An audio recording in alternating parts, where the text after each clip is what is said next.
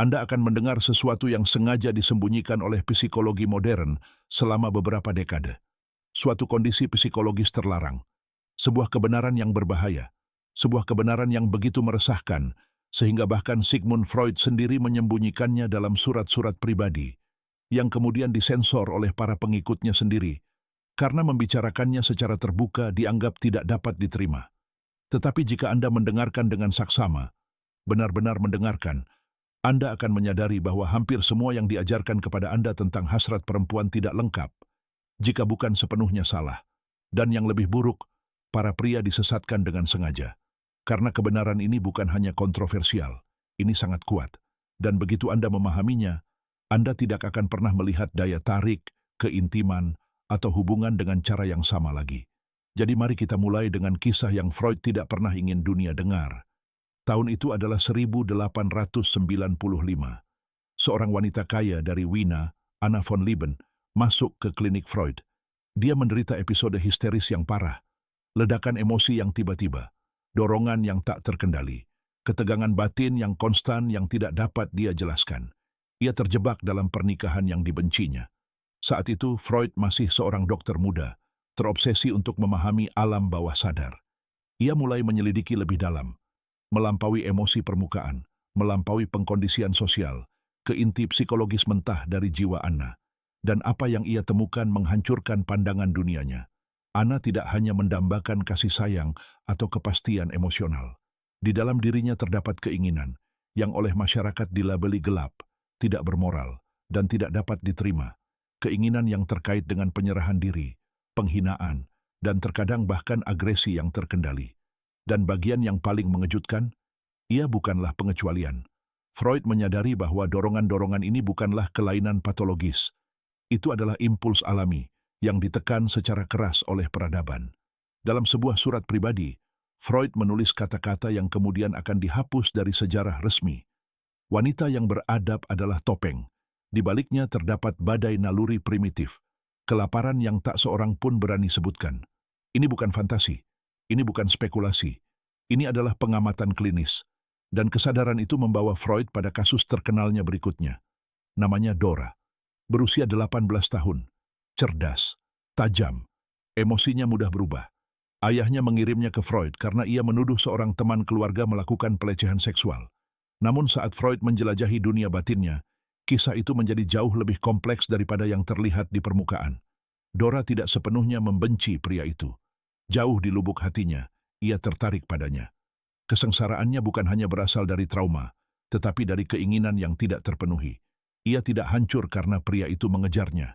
Ia hancur karena pria itu berhenti. Freud menyebut fenomena ini sebagai erotisme penolakan. Gagasan bahwa penolakan itu sendiri justru memperkuat keinginan. Dan jika Anda melihat budaya kencan modern, pola ini menjadi sangat jelas.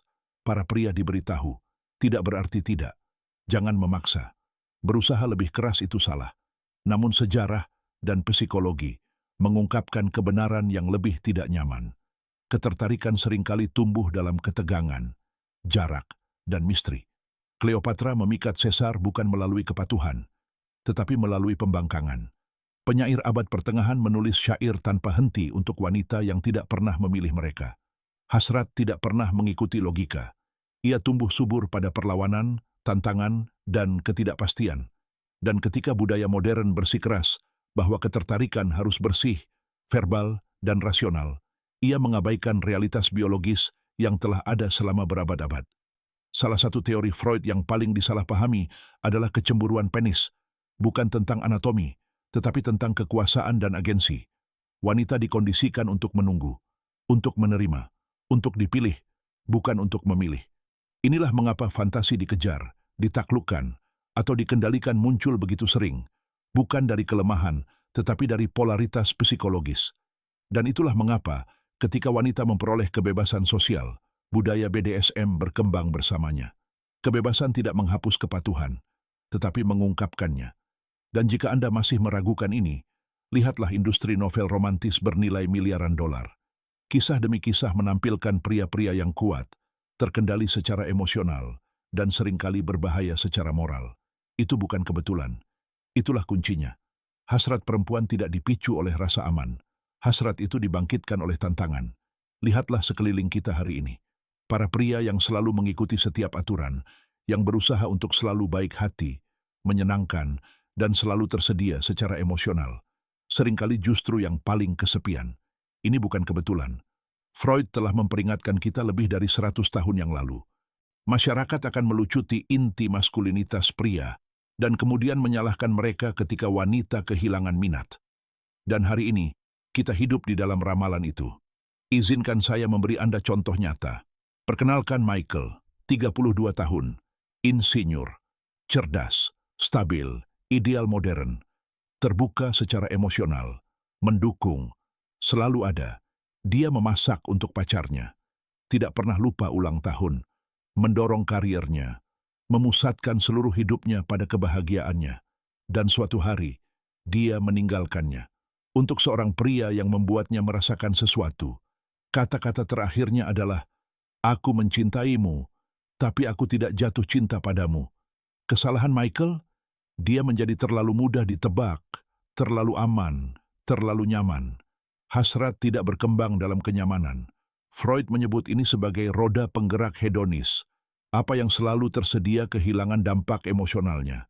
Apa yang menolak menjadi berharga, berikan seseorang segalanya. Dan pada akhirnya, mereka berhenti menginginkanmu. Dan ini bukan sekadar anekdot.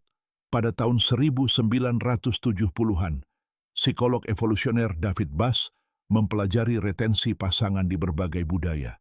Temuannya yang paling kontroversial, wanita paling tertarik pada pria yang diinginkan oleh wanita lain, dan paling tidak tertarik pada pria yang selalu tersedia. Pola ini muncul di mana-mana, dari masyarakat suku hingga kota-kota modern. Saat seorang pria menjadikan seorang wanita sebagai fokus utamanya, daya tarik mulai menurun. Freud menyebut ini prinsip kelangkaan.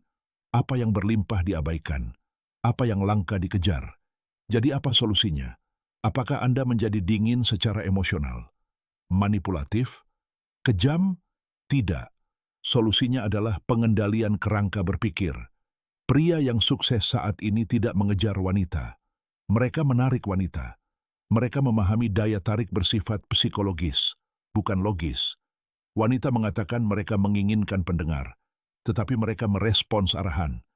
Kepercayaan diri bukanlah kesombongan. Itu adalah stabilitas emosional yang begitu kuat, sehingga berbicara tanpa kata-kata. Wawasan Freud yang paling mendalam adalah ini. Jangan pernah mendengarkan kata-kata. Perhatikan reaksi. Ilmu saraf modern mengkonfirmasinya. Sebuah studi fMRI UCLA tahun 2019 menunjukkan bahwa pusat penghargaan wanita hampir tidak aktif ketika melihat pria yang ramah dan tersenyum.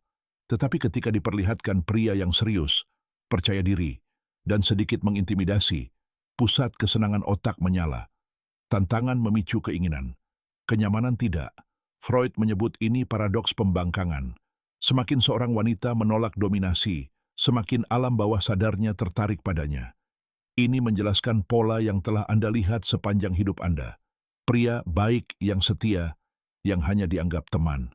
Mantan yang dingin secara emosional yang berulang kali didekati kembali. Wanita mandiri yang kuat yang terobsesi dengan pria yang memberinya ketidakpastian. Ini bukan harga diri rendah. Ini adalah seleksi biologis. Wanita secara tidak sadar menguji pria. Secara historis, kelemahan berarti bahaya. Dan banyak pria gagal dalam ujian ini. Karena mereka tidak menyadari bahwa mereka sedang diuji. Jadi, apa yang dilakukan pria yang memahami hal ini secara berbeda? Mereka tidak memohon rasa hormat. Mereka memerintahnya melalui kehadiran. Mereka tidak mendominasi. Mereka mempolarisasi. Dan inilah caranya. Pertama, keheningan strategis. Ketika ditantang secara emosional, jangan menjelaskan, jangan mengejar, jangan memohon. Keheningan memaksa pikirannya untuk mengisi kekosongan. Kedua, arah yang tegas. Wanita tidak menginginkan pilihan yang tak terbatas. Mereka menginginkan kepemimpinan. Pengambilan keputusan menandakan dominasi psikologis. Ketiga, kontrol perhatian. Berikan penghargaan pada perilaku yang menghormati standar Anda. Tarik perhatian ketika batasan dilanggar. Tidak ada hukuman, hanya konsekuensi. Karena perhatian adalah mata uang yang paling ampuh, dan ini mengarah pada kebenaran terakhir yang diungkapkan Freud. Keinginan wanita bukanlah tentang wanita itu sendiri. Ini tentang pria yang tidak dapat sepenuhnya dimilikinya. Saat Anda menjadikannya hadiah, Anda kalah. Saat Anda hidup dengan prinsip Anda sendiri, tanpa penyesalan, dia mulai mengejar. Kekuatan itu selalu menjadi milikmu. Kau hanya melupakannya. Sekaranglah saatnya untuk merebutnya kembali. Ucapkan pada dirimu sendiri, aku akan menjadi orang yang terpilih, bukan orang yang memohon untuk diinginkan. Jika ini membuka matamu, dukung saluran ini. Berlangganan, gratis.